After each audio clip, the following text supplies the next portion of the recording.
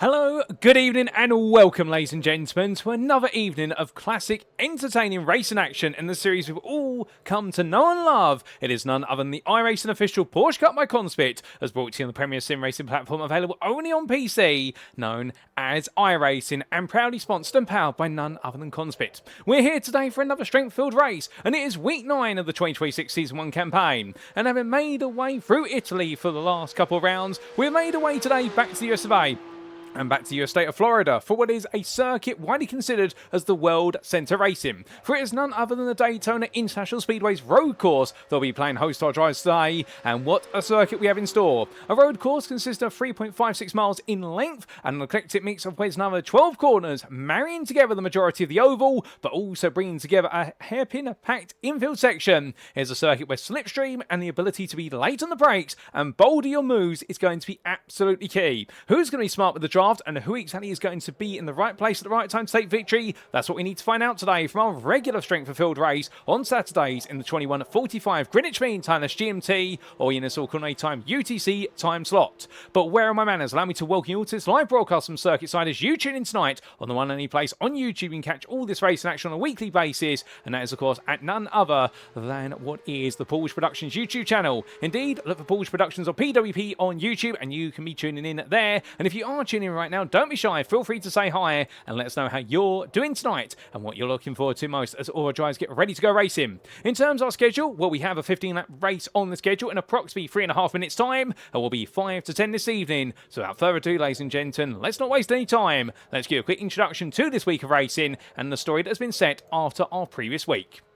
And as we can see then, taking a look to our schedule, last time out on the 7th of February, we were at the Imola circuit. Well, risk of rain, but the rain never materialised at the Autodromo Internazionale Enzo E. Dino Ferrari. But what did materialise there was some absolutely brilliant racing. Perhaps the biggest star of the show was none other than your winner of Gabriel Salomon, who in the end took pole position by almost 4 attempts over Giorgio Seggio, but was not allowed to run a race whatsoever because as he tried to lead the race, well, he had pressure from Adrian Reur's P4 start, quickly becoming a second place charge, and the two spent the entire race separated by less than half a second.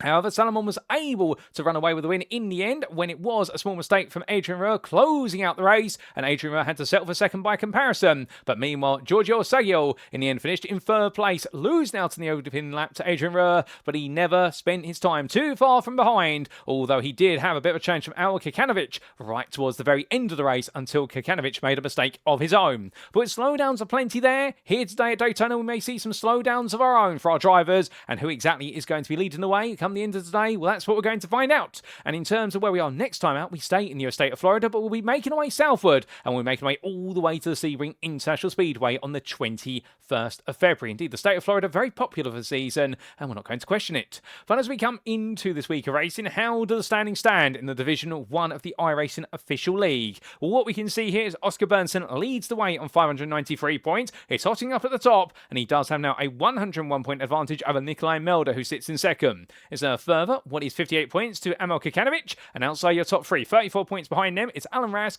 ahead of Joel Malquad, and then outside the top 5, it's Daniel Perez-Sanchez ahead of Aaron Jones, with Michael Martins, Zach Phelps, and Heidi Nomamasi completing your top 10. But then, as we talked about our circuit for today, well, here we are, ladies and gentlemen. It's the Daytona International Speedway's road course, 3.56 miles in length, 5.72 kilometres, depending on your preference of units, but regardless of whether you're imperial metric, you will see that it's 12 corners every step of the way. Bringing together the oval banking, over 90% of it, and then in the oval being only broken up by the entry into the infield and the exit of it, of which when we do see our drivers make the way through the infield section of turns 1 through to 7, it's going to be the horseshoe hairpins at turns 4 and 6 that really will separate what will be the best of the breakers. We do have the fast kink at turn number 5 as well, and also the exit at turn number 7 that can always outfox those who are a little bit too eager to return to the throttle. And also the other interruptions to the oval banking will be the bus stop chicane, renamed to Le Mans, but many drivers would say they'll always refer it to the bus stop chicane at turns 9, 10, 11 before they charge their way back onto the oval banking to complete lap and do it all over again or see that finish line flag. But as for our rules for today, there is a small rule change that you need to be aware of. Now, setup wise, this is the open setup variant of the iRacing Porsche Cup by CONSPIT, so therefore our drivers bring a setup of their choosing to each and every race session. The grid, as always, will be set by a closed qualifying session, which is coming to a close, but it's how we start the racing today that is different. We will be commencing via a rolling start rather than our traditional standing start, and that's because we are going racing at Daytona, and a standing start on the banking would be too dangerous, given the fact the cars high on the outside would gradually gravitate downwards. However, what stays the same as well is that drivers shall receive a drive-through penalty if they accumulate 7 or more instant points. Get to 25, they will be disqualified. But without further ado, let's make our way back to the circuit then, shall we? And see how they're all getting on with this qualifying session coming to a close. Well, not too many drivers right now have got long left in this qualifying session with less than 1.5 minutes. And as we do see them making their way around right now, we do look to what is there, your number 23 driver, currently 20th of Henry Howarth, who right now is hoping for a little bit more here. And indeed, we have a strength of field today that's a slight improvement on the last couple of weeks of 4,546. Daytona always does bring a few more drivers to its venerable tarmac, and Howarth then moves up to 11th in his final qualifying lap.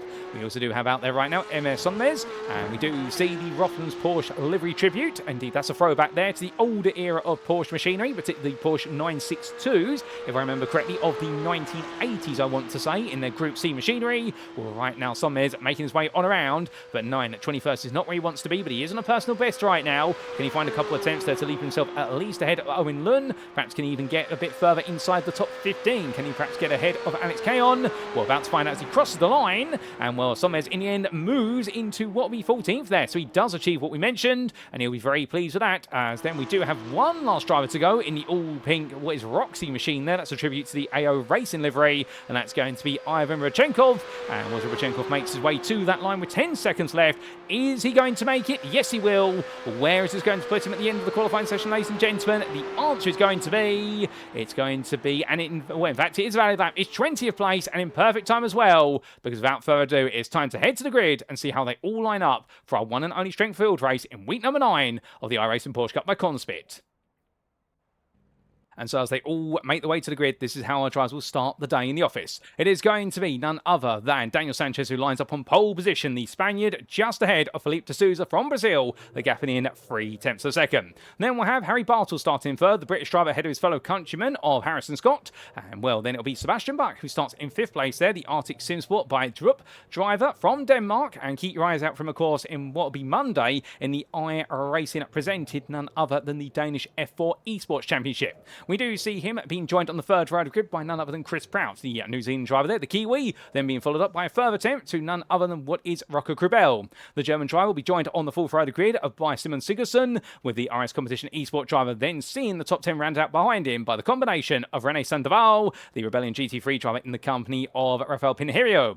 Then from 10th place to 11th, it is going to be Henry Howarth, and the gap in the end was not even a 10th. He'll be in the company of the Uruguayan driver there of Santiago Aguiar, and then from them it will be none other than Lewis Goff, starting 13th, ahead of MS Sonmez, and the Turkish driver left it all to the very close of the session, but he got the job done in the end. He will then be followed up by Harry Yardley Rose, who will then have the company of Alex Kayon. On row at number 9, it is going to be Adrian Korenziowski, the Polish driver being joined by the Argentinian there of Bruno Ciccolio, and then we do have round off your top 20, Andrei Nasuti, ahead of Ivan Rychenkov with that late improvement in qualifying. Then we do have outside the top 20, starting in 21st place, it is going to be Jack Grunewald, the Australian driver there from Passion Sim Racing, just ahead of Owen Lund, and then Ewan Langley and Gabriel Gedil will round off the 12th ride of grid, and then starting last but not least, with no lap set and the car currently in the pit lane, it's been towed to the pits, it is going to be Philipp Wallermann, the German driver in the number 10, who'll be 25th of all your starters.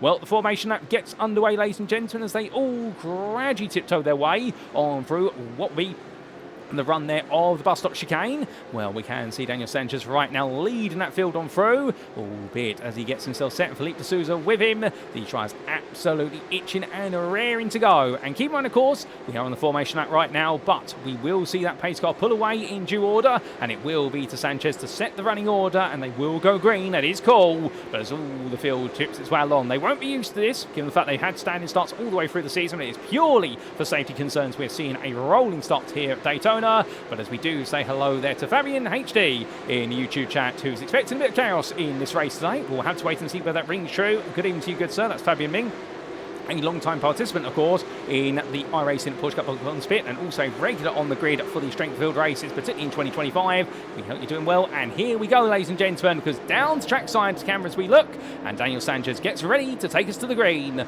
for 15 laps of racing.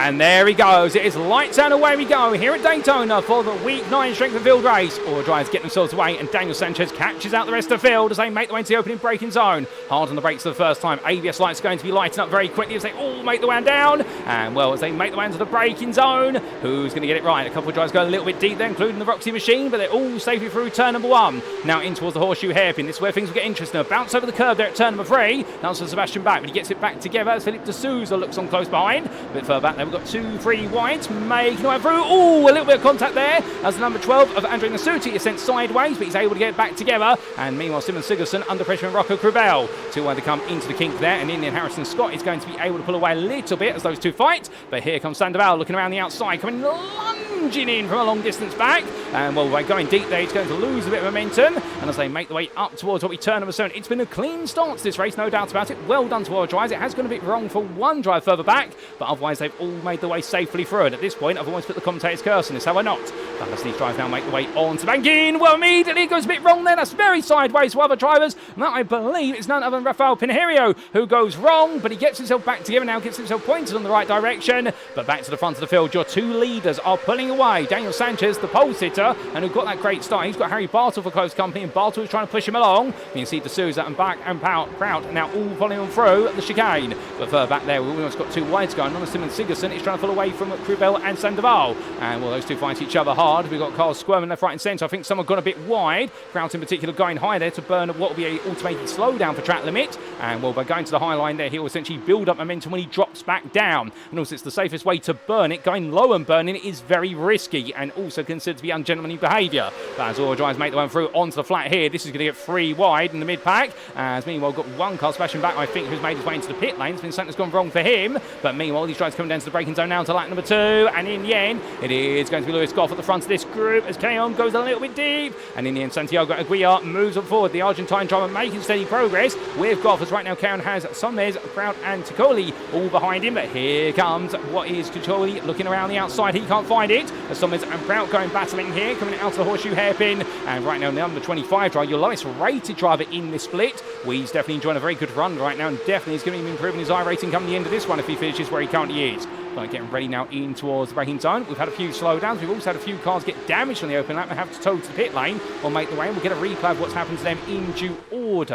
And try and understand what exactly has gone wrong, because it hasn't gone perfectly right for everybody. But right now, here we go. A bit of side-by-side action here. That's Lewis Goff trying to hold on versus what is Santiago Aguiar and Keon. Keon looking one way than the other. But right now, it does seem as though Goff holding on firmly.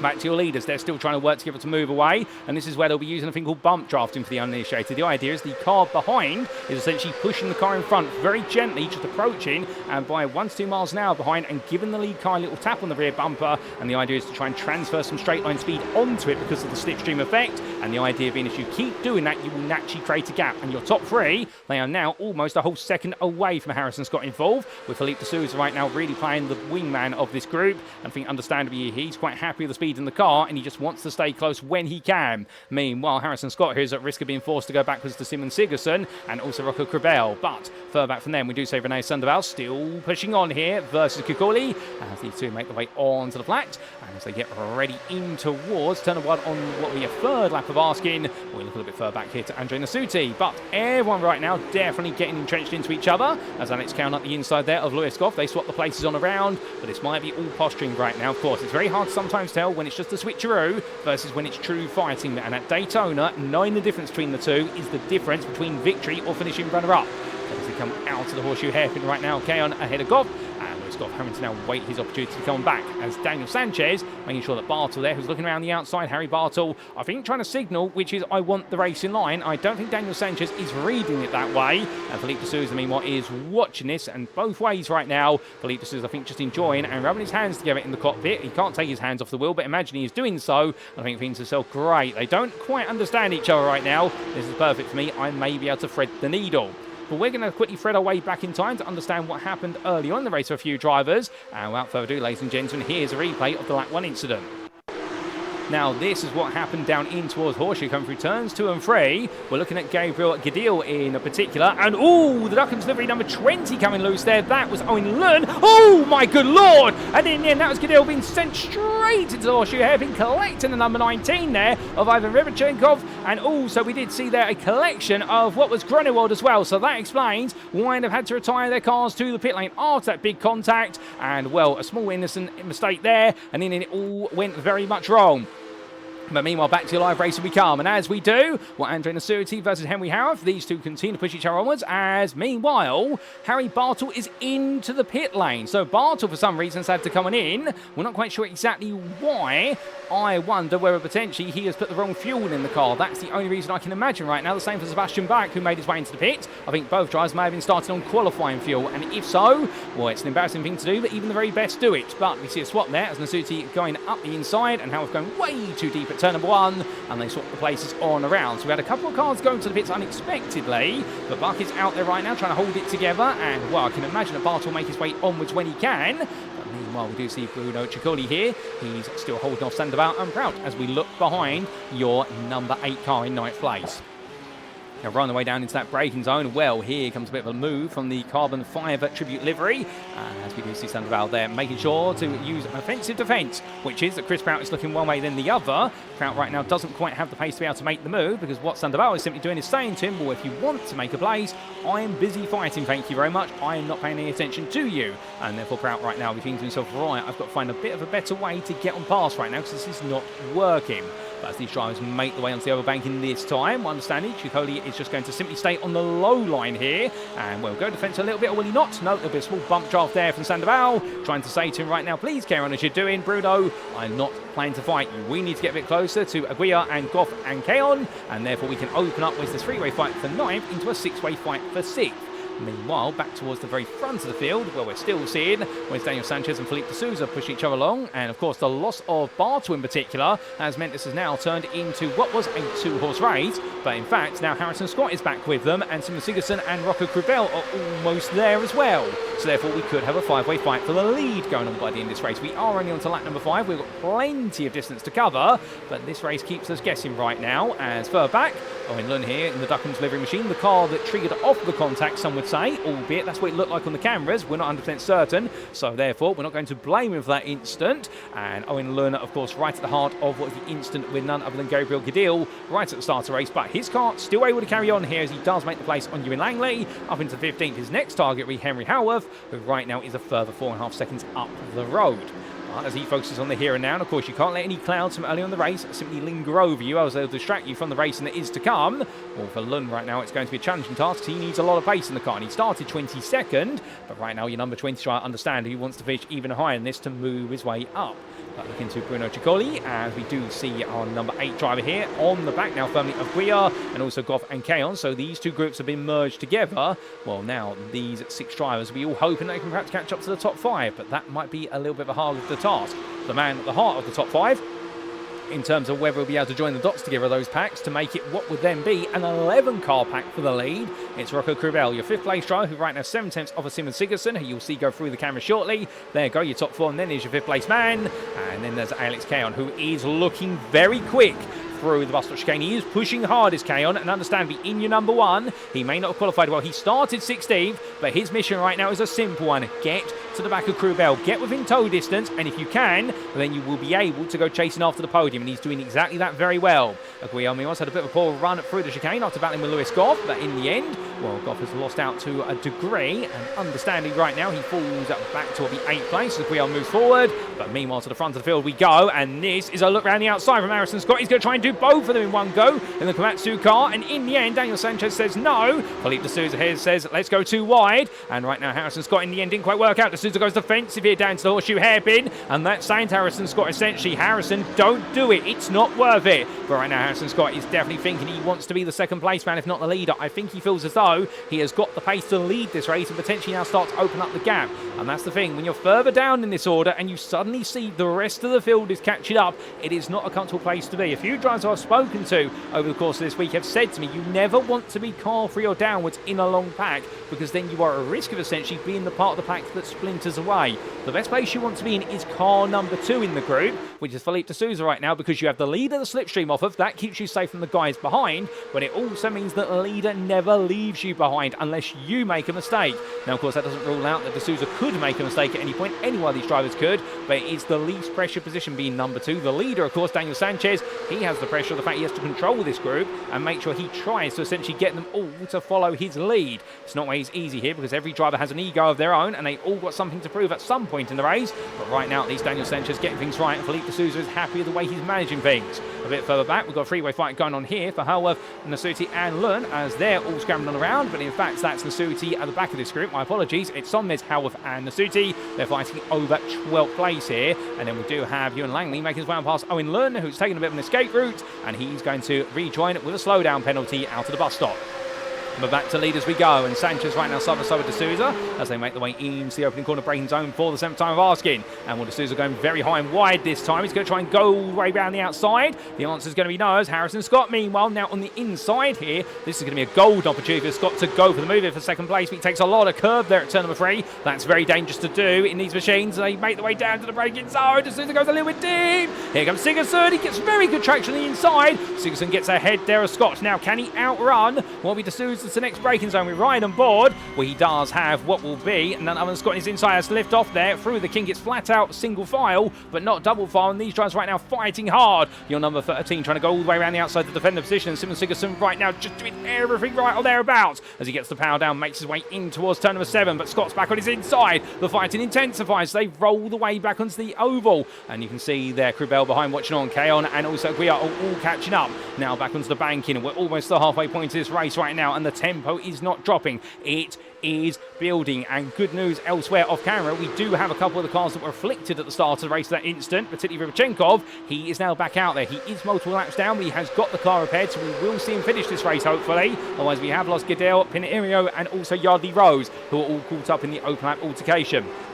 But as our lead pack right now continues to grow, it is 11 cars separated by a grand total of 4.2 seconds, if that. Nobody right now is backing off here, and this is really building up to be an absolute classic at Daytona. But we'll see what else is to come here. Will anybody fracture this group? Chris Prout pushing Savall down the order, or in fact pushing him up the order, I should say, as he tries to move him onwards. He's on the back of him right now, and Prout here trying to do Sandoval a favour, which is to move him a little bit closer to Coley, and also Lewis Goff 4 attempts behind here watching on. But here comes Prout looking low as Sandoval goes high there, lifts off the throttle nice and early, and Sandoval decides to let the car run all the way around and says to Prout, you can have it. I don't want to be pushed along. I'd rather let me push you along instead. But I think both these drivers right now have got different ideas of pushing and shoving.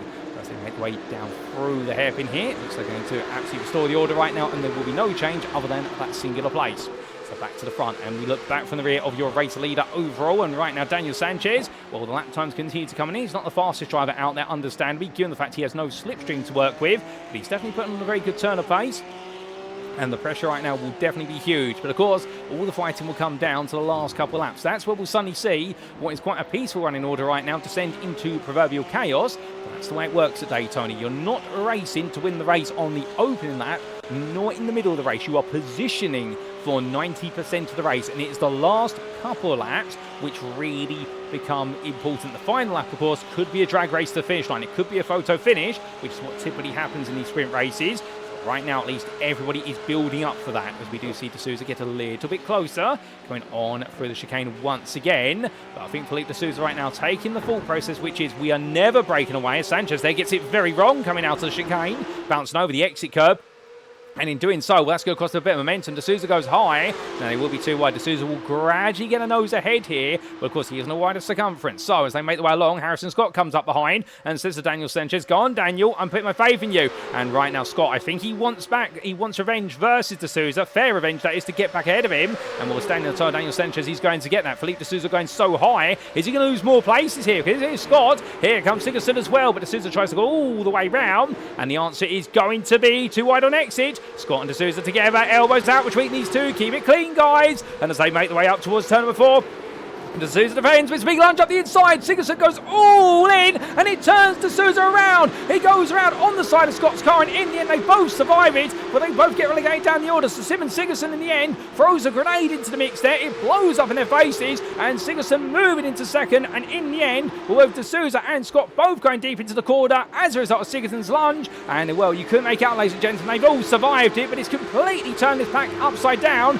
And right now Chris Pout fights around the outside of D'Souza here, trying to make this place up even more. Well, he's going to defend on the inside in towards turn number 7, and D'Souza right now surely has got to let this go, as Rene Sandoval in the all-black machine there decides to try and get involved as well. He puts his nose into the mix, and D'Souza says to him it doesn't belong there. And Rene Sandoval saying, well, I know where my nose belongs, you don't have to worry about that. He tucks into the toe here of what is Chris Pout, and D'Souza right now has been sent all the way down the order. They all survived it. Brilliant driving from all. That is absolutely brilliant racing, albeit right on the limit of what's legal, and in the end, well, they've all just about kept it together. And as they make their way in towards what will be the bus stop chicane this time, long pack of cars once more, but the key theme is they are all separated by 4.1 seconds. They continue to be separated by 4.1 seconds as Rene Sandoval gets it wrong, and meanwhile, as he goes high, so does Philippe D'Souza with a slowdown penalty, and that slowdown penalty could be the end of his run inside this top group for now. He's going to have to burn that gradually. How quickly can he get rid of it without losing pace? And the answer is not quickly, as he continues to fall back. He might have the coattails of the toe of a Sandoval's car. We will wait and see.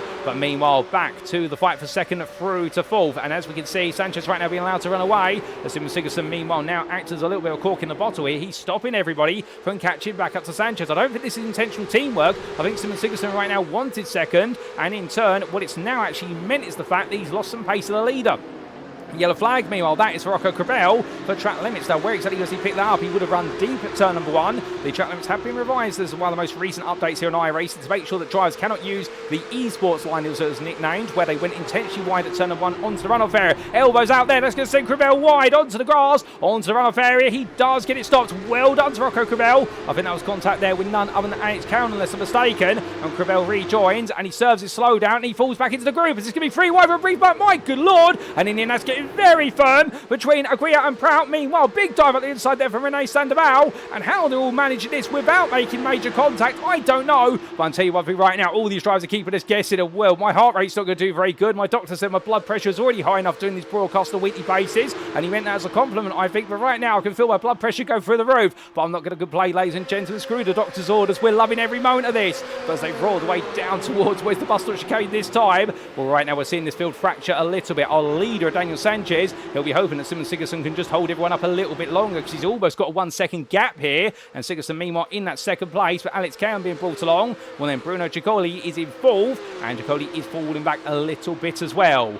But what we need to do, ladies and gentlemen, we need to take a quick look back at what was the big moment only moments ago, where we did see Simon Sigerson make that huge move, and here's the replay to explain.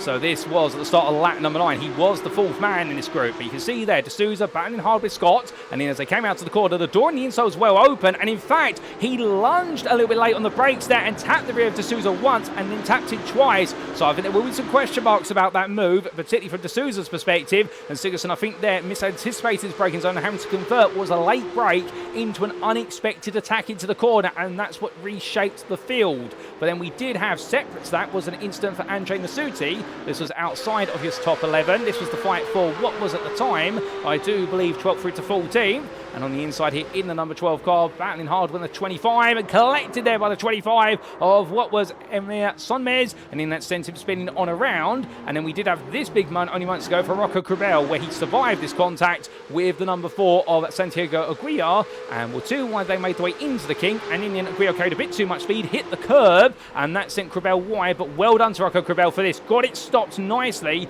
on what was the cut course inside layout. And in the end was able to avoid essentially becoming a missile into the rest of the field. But back to live race to become, and as we do all the drivers right now, they've definitely been on the limit, and well, chaos has yet to completely truly unfold, but I think right now we are still waiting for the storm. This is the calm before the storm, and I'll tell you one thing, if this is calm right now, I don't imagine what the storm is going to be like. We know that the US state of Florida has been beset by storms in recent years. That has led to delays, for example, to the 24 Hours of Daytona and even to other race events, but at least for now, all the drivers definitely making sure they're not building up a Floridian storm here in the Sunshine State. Here they come then, roaring the way on down. Only another 4 laps to go. And Daniel Sanchez right now, he's done an incredible job of really leading and controlling this race. But Alex Keon now, having cleared Sigurdsson on the previous lap, he now wants a piece of the pie here. But Keon's not going to be given an easy opportunity. And Sanchez trying to say to him, well, if you want it, come get it. Hold up a second. We've lost somebody. Where on earth is San Diego Aguirre? Here he is. He makes way back on. He's been escorted off the road there. I think there's been some contact. And suddenly he drops out of the running order in your top 10. He's dropped to 11th place here. And he's almost within reach for Henry Howarth. How exactly has that happened? We can get a quick replay to explain. So this was Aguirre in the number 4, made his way to the brain zone. Contact with number 6. That would have been at the best part of 170 plus miles an hour. The 6 tap in the rear, that was Chris Prout making his way on down. And in the end, just small taps to the difference there. Not to say that Prout did it intentionally, but you do have to wonder exactly what triggered it. Can we get the on board with Chris Prout? I think we might be able to. There was a brief moment, ladies and gentlemen, as I think our replay has just glitched out. Here we go. And as they make the way on down, Prout tucks the inside low. He would argue that potentially his rival did come down a bit too soon on him, but I think Prout there had the door closed on him to a degree. It's a very tricky one to call, to be fair, and I think there's a good number of camera angles you'd need for that. But meanwhile, we do come back to your live racing. We still got more racing to come here, and Aguirre right now trying to pick himself back up, as meanwhile, René Sandoval battling with Lewis Goff. Goff, meanwhile, making his way up the inside there. The Roxy machine immediately tucking him through it, and Sandoval letting it go. Well, I think he's really got his brain switched on here and deciding he doesn't want to fight too hard. What he wants to do instead is just simply let the places swap back and forth and make sure he doesn't lose the leaders, of which Harrison Scott now is at a risk of losing the leaders and also losing the pack behind him. He's 1.2 seconds ahead of Chris Prout behind, but he's 1 second behind Bruno Ciccoli in front. So the top 4 may be running away with this to a degree, albeit will they be with only 3 laps left, including this one, because Daniel Sanchez right now still controlling the pack, but Alex Cowan and Simon Sigurdsson are all behind. And then we do have Brendan Ciccoli here trying to really bridge the gap to the 5th place man of Scott. Well, further back, but let's not forget the fact we've got some battling going on. Owen Lund looking up the inside here of Philip Varleman, and Varleman, of course, having started from the very back of the field, now defending on the outside here in the Red Bull livery, but the Duckham's machine, which is giving us a throwback there to the BTCC Ford era cars, well, in the end, Owen Lund will hold that on, and holding into 17th place there in the number 20 ahead of Varleman, and he's trying to chase down to Ewan Langley and also Nasuti and Gronwald. Let's see what's become of them. We just see Jack Gromwald right now. He started all the way back in 21st. He's had a bit of a happy race after a difficult start at turn number 4 in the opening lap. But he's got things back together right now. And as they say, it's not about how you start, it's about how you finish. And he's definitely looking to try and finish on a positive. As meanwhile, Lund and Varleman go side by side here in towards the second horseshoe. And in the end, Varleman on that inside line, but Lund fightable the way around. Classic and fair racing between these two, and Lund's going to try and now hold it to the inside of 7. Varleman's still going around. He would think they'd rehearse this with how well they're running together. Not quite so. They're just enjoying the battling. But from then, we come back to the front of the field because here's Daniel Sanchez. 2 more laps to go. Once he clears the next oval bank in, he is still with Keon, Sigurdsson and Ciccoli. That's your top 4. And then we do have that 8 tenths of a second gap to Harrison Scott, who's still holding a 1.2 second gap to Chris Prout behind. René Sandoval still fighting with Lewis Goff here. They continue to switch back and forth. But I think right now Sandoval really investing all his attention in the rear of the number 14 and trying to push it a bit further as they try to get themselves closer and closer to the top 4 group. But right now it's not proving too easy. Sanchez, meanwhile, penultimate lap time, and well, you see going high there, that is going to be Ciccoli trying to go all the way around the outside. He gets on past Sigurdsson there. Lovely bit of braking, but can he confirm it coming through 2 and 3? The answer is no. They go too wide now in towards the S, and as they get ready to go into the hairpin, well, surely Ciccoli here is going to push it all the way out the inside. He does, leans into the ABS. He will get that stop, so I believe there's been an incident for Emir Gomez, and in the end, Emir Somnes, I should say. Gomez there being a completely different name and a completely different sport, but right now, Ciccoli looking around the outside. We're still trying to fight with Sigurdsson, but this is going to cost them time. Oh my good lord, and that was a big lunge coming out to the corner from Harrison Scott, and in the end I think tapping the rear of Sigurdsson, who got ejected outside. It was cut off by the camera there, but in the end Sigurdsson collected it together just in the nick of time, but Harrison Scott going all in for that one. Can we get a replay of that, because that was absolutely bold, brash and aggressive there from Scott. It may have been fact work. We're not 100% certain, and well, a replay will tell us that immediately. Here we go, a quick look back. This was Scott making his way through, so the two in front were fighting, and then Scott made his way into the corner, and the overspeed he picked up here, and slightly tapped the rear of Sigurdsson's car, sent Sigurdsson wide, and for Harrison Scott, he carried all the momentum forward. So they're not the cleanest of moments, but to be fair, they all survived it, and that's what matters most right now, as we are heading closer and closer towards the finish of this one. We're not going to quite get a replay of what exactly happened to Sonmez, but I do believe he had a bit of an off at turn number 1, and almost end up cutting his way all the way back onto the oval. However, he has returned to the natural racing lines. That's all these tries coming around right now. Well, one more to go, and your top two right now, 7 tenths clear of the rest of the field. Daniel Sanchez leads. He's led every lap of this race. Can he need one more? The final lap, the most important one. Or Alex Cayon from 16th place steal away the win? We're about to find out, because here they come into turn 1. Your top two together, and the rest of the field now catching up, and Sanchez trying to hold on for just that little bit longer. Through the corner we go, and as they do, you can see everyone line astern right now. The field has bunched right back up again. We do have a grand total of 10 cars separated by 4 seconds, all vying for the podium spots and the all-important win. But coming out of turn number 4 right now, Sanchez doing everything right, and at this point, Alex Cayon, all he needs to do is stay this tight to the back of the leader all the way to the end of the bus stop chicane, and then it will be the drag race to the finish. But then he's got to time it absolutely right. He's got to time his distances from that point onwards. So for now, it's all about positioning, and everyone behind Cayon will be looking at him thinking, I need to be number 2. I do not want to be number 3, 4, or wherever I am right now. He's the man you want to be. But as they come in towards turn 7, Sanchez intentionally goes a little bit deep there, perhaps, or does he? We're not quite sure, but everybody going a bit deep. It's going to be 3 wide here coming out to the corner, and almost 4 wide now, as it's a squeeze, a bob and a weave, and Indian Harrison Scott gets squeezed back a little bit, as we are Bruno Ciccoli gets on through, and well, Alex Cayon goes high. He's going to lose a lot of momentum here, and Sanchez in the end, by going deep at turn 7, whether by design or not, well, it's definitely worked out a treat as me, while Bruno Ciccoli now goes up the inside of all of them. He takes the lead of the race in towards the chicane. They go 3 wide. Here comes Harrison Scott. The inside, there's contact. It says Ciccoli all around, and Harrison Scott takes the lead of the race. And right now it's going to be one last sprint, one last charge to the finish line as they make the way through. Ciccoli has dropped out of the running order, and for Harrison Scott right now, can he hold on just for a little bit longer? He intentionally goes to the middle of the road, but here comes Alex Cayon. He is looking, he is watching. Ciccoli toes the pit lane. One last run of the flap. The checker flag is almost there, and here comes Cayon. He's going to go to the outside. Here comes Proud. Here comes Sigurdsson as they all make their way through. But who's going to do it? Who's going to win it? And in the end, it's Alex Cayon who takes the win over Harrison Scott, with Chris Proud going all the way through to 30 and ahead of Simon Sigurdsson, with Daniel Sanchez in the end for all the laps he's led. He only was rewarded with 5th place ahead of Rene Sandoval, and it'll be none other Philippe de Souza ahead of Rocco Cribel, with Lewis Goff in 9th, just ahead of Santiago Aguiar in 10th, and then we will have Henry Howard in 11th place there, just ahead of Philip Varleman, who comes on through in 12th, and in the end it'll be Andre de Soute right behind him. Emir Sonmez takes 14th ahead of Jack Grunwald, with Owen Lund there in 16th. Behind him it's Adrian Kurzowski, and then we do have Ewan Langley ahead of Harry Bartle, with Sebastian Bach in the end. He will be coming home in what we 20th. Here comes Bartle firstly. Both of these drivers right now trying to make it to the finish on the lead lap, and just in front of Bartle there, I do believe that is Ivan Rybachenkov with his repaired car. He's back out there, which is absolutely great to see. So he's carrying his way on through as well. And as he makes his way around the banking, we're right now Rybachenkov here. Despite the way it started today, he's still going to finish it either way, and we absolutely love him for it. That's what we always love to see as he gets ready to make his way across that line. And in the end, well, you will see there what will be your 19th place finish alongside of Harry Bartle. And then we've got a bit of time before we do get to Sebastian Bach, and it has not worked out today for your number 2 driver, but still he finishes the race in 20th place. Wow, ladies and gentlemen, what a final lap, full of drama right at the end. But the biggest drama on that final lap, well, we take a look back at how that lap played out, and it all started, of course, with Alex Cayon and Harrison Scott trying to work together. This is how they began it, but the big contention point, of course, was when we did see Daniel Sanchez in the end go deep at turn number 7. And, well, exactly what did happen there is the big question mark, and the changeover was this.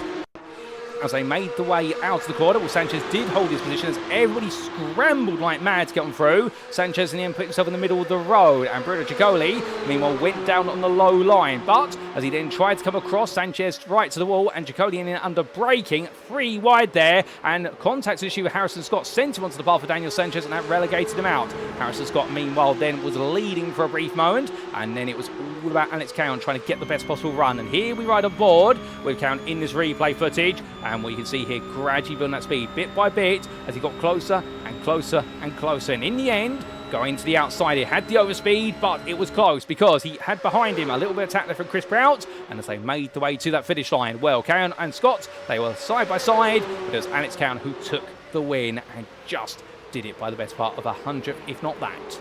But with that, ladies and gentlemen, let's take a look back to your live pictures because the race is over, and let's take a look at those race results subject to Eddie Stewart's inquiries. And in the end, for our Week 9 Strength and Field race at the Daytona International Speedway's road course of the 2026 Season 1 campaign of the iRacing Porsche Cup by CONSPIT, here on iRacing, we got to see Alex Cowan for 07 Racing take the win by 34 thousandths over Harrison Scott, and the British driver not quite able to snatch away the win, which the Italian was able to do so.